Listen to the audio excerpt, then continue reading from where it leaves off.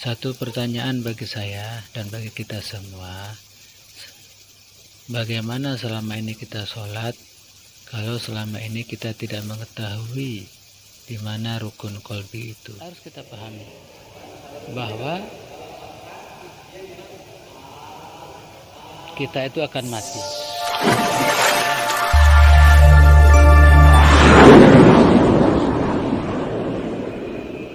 Assalamualaikum warahmatullahi wabarakatuh. Jumpa lagi sahabat santri dalam keadaan sehat walafiat. Segala puja dan puji bagi Allah, Tuhan semesta alam, yang telah memberikan rahmat kepada kita, yang telah memberikan rahmat, kenikmatan, iman, Islam, dan kesehatan bagi kita, sehingga saat ini kita bisa bercengkrama lagi dalam channel Santri 03. Salawat serta salam kepada Nabi besar Muhammad SAW yang telah membawa kita dari alam kegelapan dan ke alam yang penuh dengan ilmu pengetahuan, dan mudah-mudahan kita semua mendapatkan syafaat dari Rasulullah SAW sampai akhir hayat kita. Sahabat santri, kali ini kita jumpa lagi bincang-bincang mengenai apa sih persiapan untuk memasuki atau ikut satu kelompok tarekat. Yang saya ketahui, pertama harus ada kesiapan diri, ikhlas, tanpa ada paksaan dari siapapun dan dari manapun. Harus betul-betul benar-benar dari keinginan kita sendiri. Dari keinginan kita sendiri. Tidak ada paksaan dari manapun. Kita dengan rela dan ikhlas, dengan tulus mau mengikuti tarekat, baik itu tarekat Naqsabandiyah maupun tarekat Satoriyah. Setelah kita ikhlas dengan segala macam pertimbangan, dengan segala macam pemikiran, ya, bulatkan tekad, kita datangilah seorang mursyid tarekat tersebut, baik di masjidnya, pengajiannya, atau kediamannya, atau biasanya ada jadwal rutinnya. Baru kita bincang-bincang, bertanya. Seperti yang pengalaman saya menjalani atau ikut satu tarekat, ya, kebetulan saya ada ikut beberapa tarekat, ya. Pertama gitu, kita di sana tafakur atau dibaiat lah, atau penjelasan tentang perjalanan kita tarekat,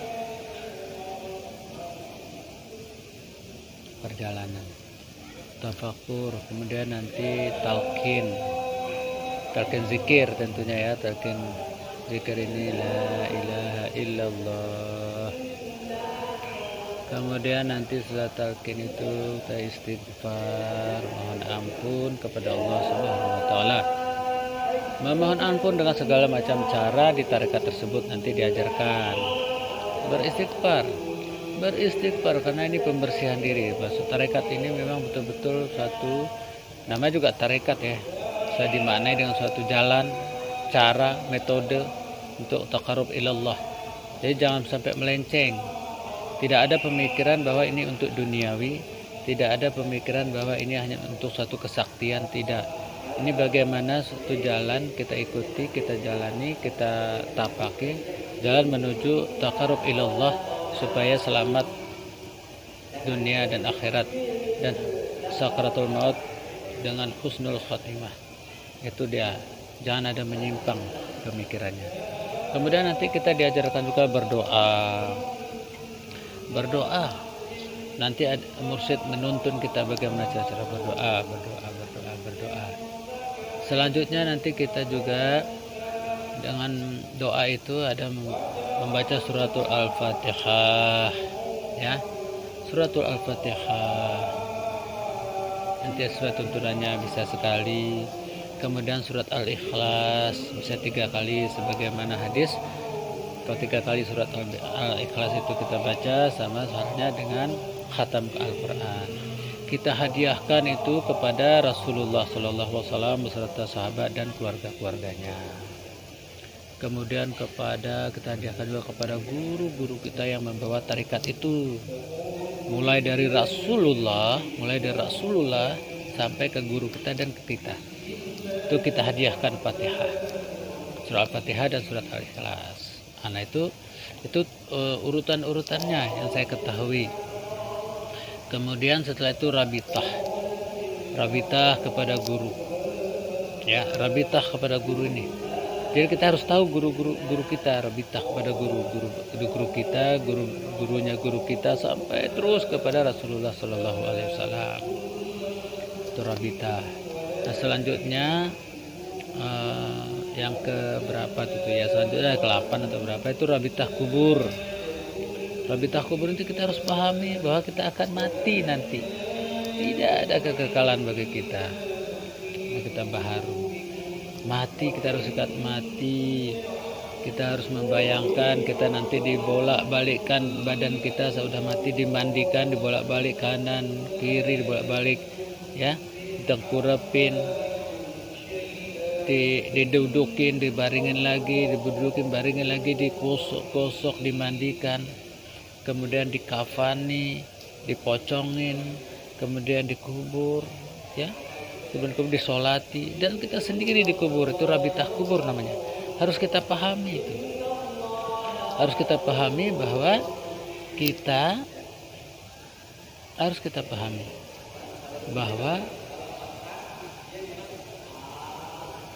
kita itu akan mati. Nah itulah yang kita pelajari, yang saya ketahui sesuai pengalaman yang saya jalani. Untuk persiapan mengikuti suatu tarekat itu kita harus ada. Belum lagi nanti ada praktek itu macam-macam sesuai dengan tarekat yang kita masuki, ya, tarekat yang kita masuki. Dia contoh misalnya berzikir Allah atau isim zat Allah. Jadi zikirnya Allah, nggak Allah, contoh aja.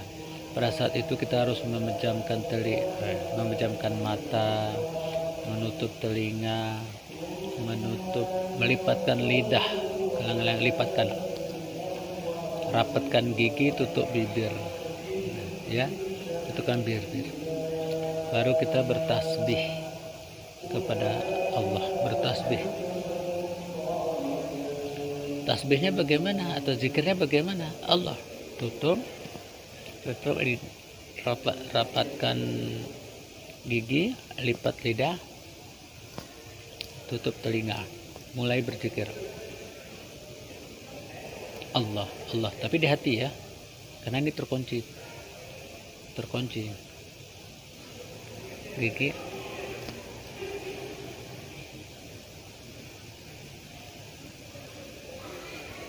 terus Allah terus.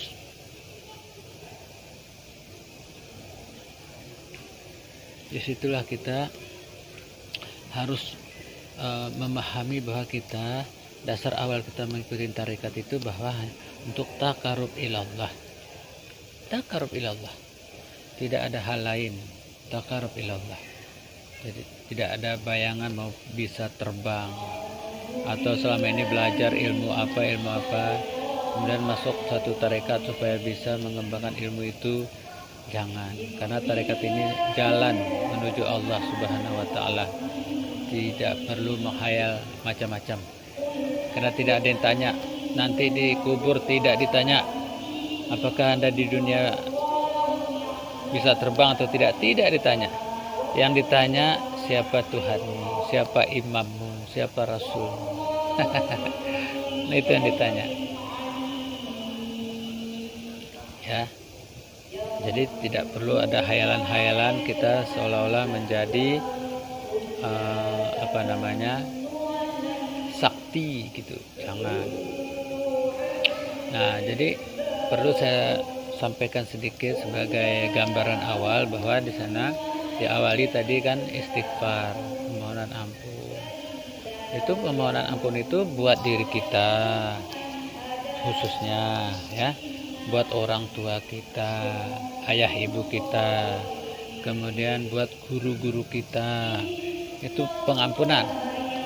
Ya, minta ampun itu buat guru-guru kita semua buat guru-guru kita. Jadi dari kita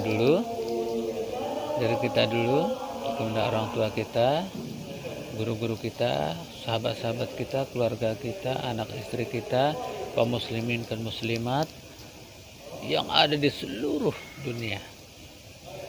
Itulah supaya menjadi kita betul-betul menjalankan rahmatan lil alamin. Tidak ada hayalan macam-macam. Itulah persiapan yang harus disiapkan kalau memang mau mengikuti satu tarekat. Ya, jadi kita tidak terlepas dengan guru. Jadi dari guru itulah nanti memberitahukan di mana letak zikirnya. Ya, seperti tadi contoh ya, zikir Allah itu caranya bagaimana? Tutup rapat, giginya dirapatkan, lidah dilipat ke atas, kuping ditutup, kita berzikir. Tekniknya selanjutnya nanti guru mursyid atau tarekat yang kita ikuti, yang kita masuki, yang itu nanti yang memberitahukan ke kita semua mau dipilih mau tarekat apa, silakan, karena semuanya pada intinya sama, menuju taqarrub ilallah. Mohon maaf atas segala kekurangan, itu yang bisa saya sampaikan. Kalau salah datang dari diri saya sendiri, kalaupun suatu kebenaran datang dari Allah Subhanahu wa taala. Wabillahi taufiq wal hidayah. Wassalamualaikum warahmatullahi wabarakatuh. Salat tarawih, imam pertama Al-Hafiz Haji Ahmad Muzakir Abdul Rahman Helsi. Pemandu pertama Al-Ustaz Muhammad Syawal Mubarak Esos. Imam kedua Al-Hafiz Haji Ahmad Rusni Ismail MAG. Pemandu kedua Al-Ustaz Haji Saiful Anwar Al-Bintani SPDI. الذي لا إله إلا هو الحي القيوم وأتوب إليه من جميع المعاصي والذنوب لا حول ولا قوة. اللهم أنت السلام ومنك السلام وإليك يعود السلام فحينا ربنا بالسلام وأدخلنا الجنة دار السلام تبارك ربنا.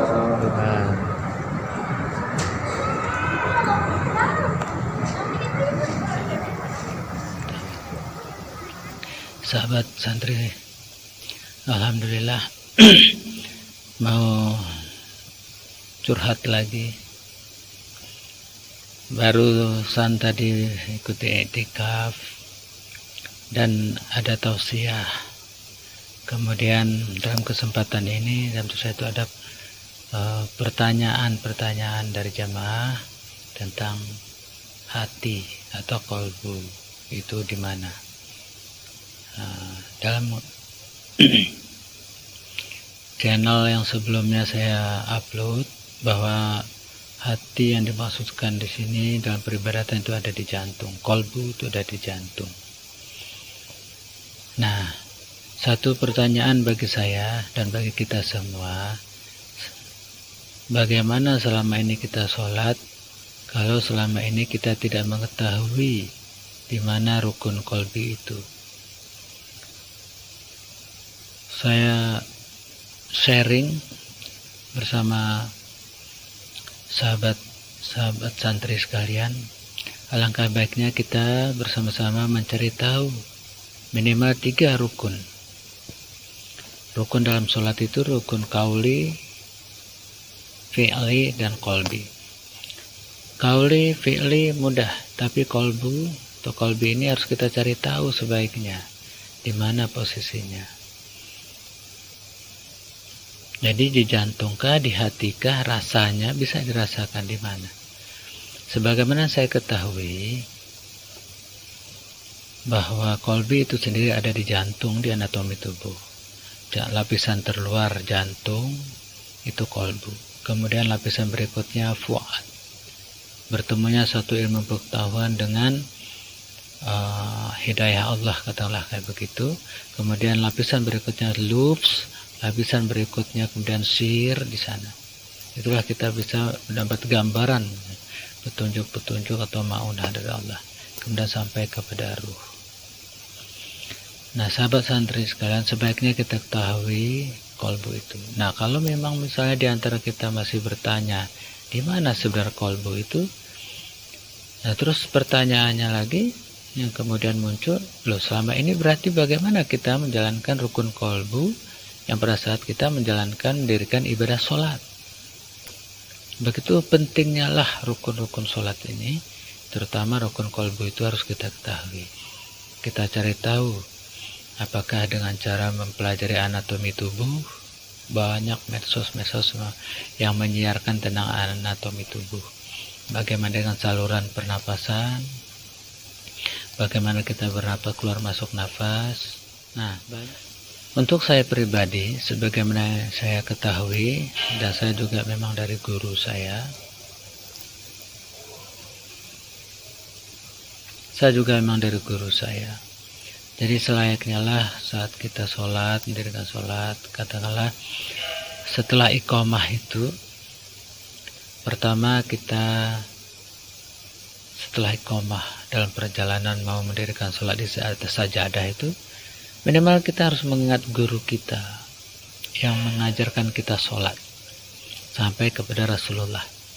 Beliau kan dari gurunya, guru kita dari guru kita dari guru beliau lagi, sampai terus ulama, tabiin ke tabiin, kemudian ke mazhab, kemudian ke sahabat, kemudian ke Rasulullah SAW. Nah, setidaknya minimal kita harus mengingat dulu guru kita.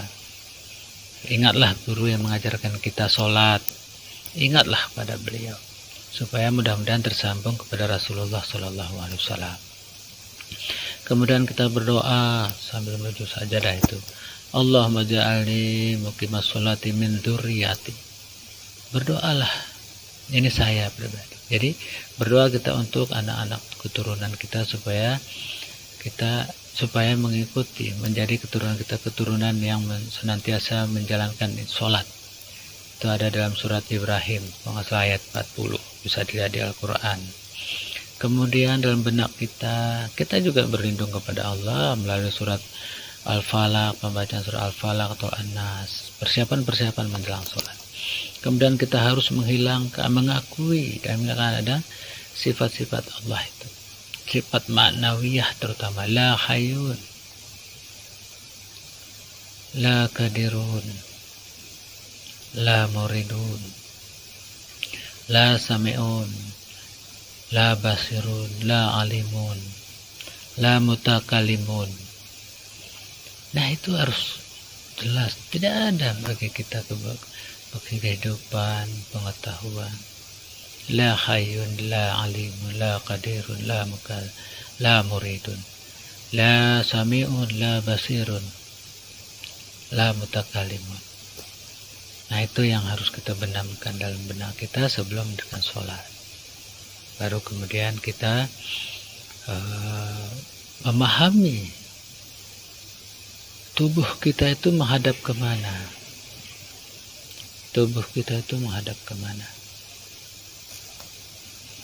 Tubuh kita itu menghadap kemana. Tubuh itu saya dari guru saya juga. Ke af'alnya Allah, fi'ilnya Allah. Kemudian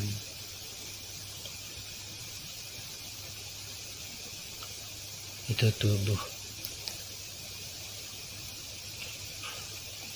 Ya, tubuh kita menghadap kemana? Kolbu kita menghadap kemana? Kepada isim Allah. Ruh kita menghadap kemana? Harus kepada sifat-sifat Allah.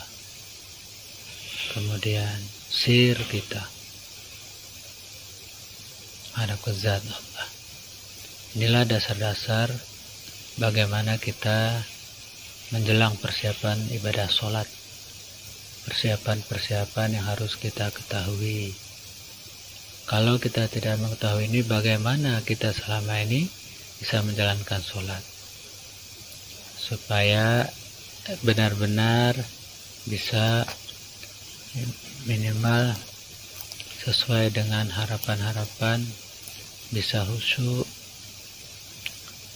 bisa fokus. Namun demikian, kalaupunlah belum mengetahui, belum sampai ke sana, boleh saja sebagaimana yang kita ketahui saja dulu. Yang penting syariatnya kita jalankan. Syariatnya kita jalankan, itu yang paling penting. Dalam perjalanan lebih baik lagi kita mengetahui hal-hal yang telah saya sampaikan tadi. Dan ini pendapat pribadi, saya dapatkan dari guru-guru saya. Dan ini juga dalam rangka sharing, dalam rangka edukasi dan diskusi. Mudah-mudahan kita ke depan selalu ada perbaikan-perbaikan dalam beramal ibadah kepada Allah Subhanahu wa taala. Dengan kata lain, berhubungan kepada Allah Subhanahu wa taala melalui ibadah sholat. Nah, ini ibadah sholat berhubungan. Nah, adapun zikir itu mengingat Allah. Teknik-teknik zikir kita bisa ikuti seperti yang majelis-majelis zikir lakukan. Itu mengingat Allah. Sementara berhubungan dengan Allah yang saya ketahui melalui ibadah sholat. Demikian yang bisa saya sampaikan. Mohon maaf atas segala kekurangan. Kalau salah saya mohon ampun kepada Allah Subhanahu wa taala. Saya mohon maaf kepada sahabat santri sekalian. Yang benar datangnya dari Allah semata dan salah dari diri saya sendiri. Wassalamualaikum warahmatullahi wabarakatuh.